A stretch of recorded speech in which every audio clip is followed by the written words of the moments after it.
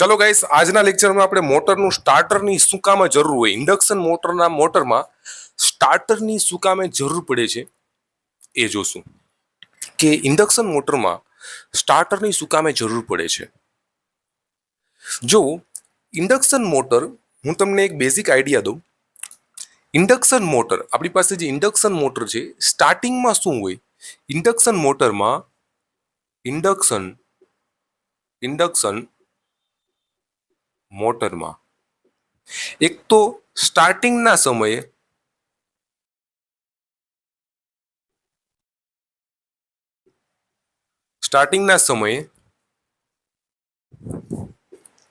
રોટરની speed 0 હોય છે. Induction મોટરમાં સ્ટાર્ટિંગના સમયે રોટરની સ્પીડ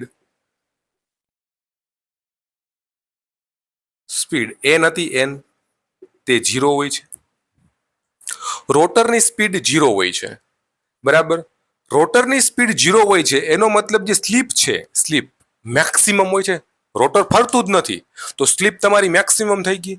એનો મતલબ તમારી જે સ્લીપ છે, સ્લીપ એસ બરાબર એ 1 હોય છે. 1 નો મતલબ મેક્સિમમ જે હોય છે, મેક્સિમમ હોય છે. મહત્તમ હોય છે, મહત્તમ હોય છે. સ્લીપ મહત્તમ હોય છે, 1 હોય છે.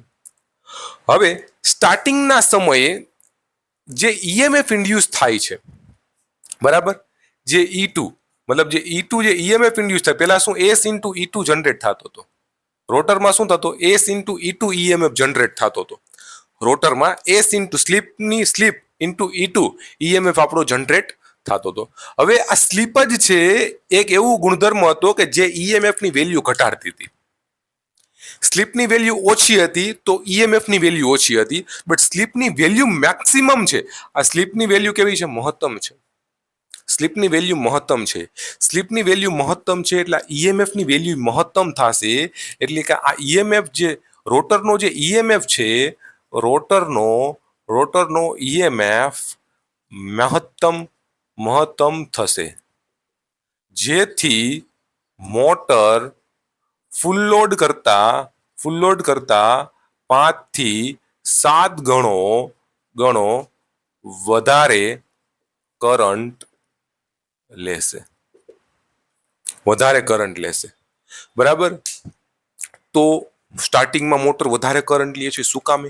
કેમ કે સ્ટાર્ટિંગમાં જે ઇન્ડક્શન મોટરના સ્ટાર્ટિંગના સમયે રોટરની સ્પીડ 0 છે. જો રોટરની સ્પીડ 0 છે એનો મતલબ સ્લીપ તમારી મેક્સિમમ છે, 1 છે. સ્લીપ 1 હોય તો આ તમારો E2 છે મેક્સિમમ છે થાય છે. E2 ની વેલ્યુ મહત્તમ થાય છે. ઈએમએફ ની વેલ્યુ મહત્તમ થાય એનો મતલબ કરંટ છે વધારે લે છે. સ્ટાર્ટિંગમાંથી કેટલો લે છે? 5 થી 7 ગણો વધારે ફૂલ લોડ કરતા લે છે. તો એનાથી થશે શું કે ભાઈ મોટર બળી જવાના ચાન્સીસ છે. મોટર બળી જવાના ચાન્સ છે.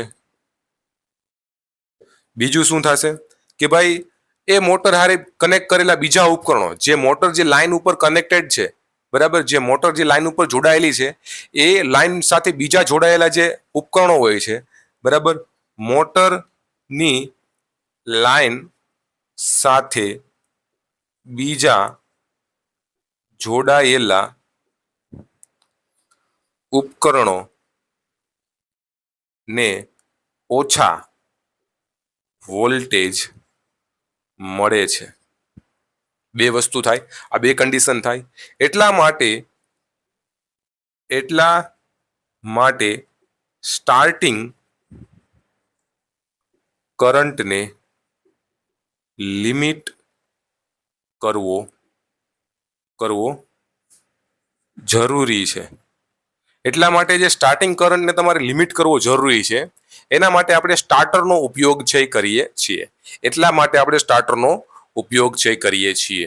કાલે આપણે અલગ અલગ પ્રકારના સ્ટાર્ટર જોશું. Direct online starter, star delta starter, DOL starter, બરાબર છે એટલી વસ્તુ.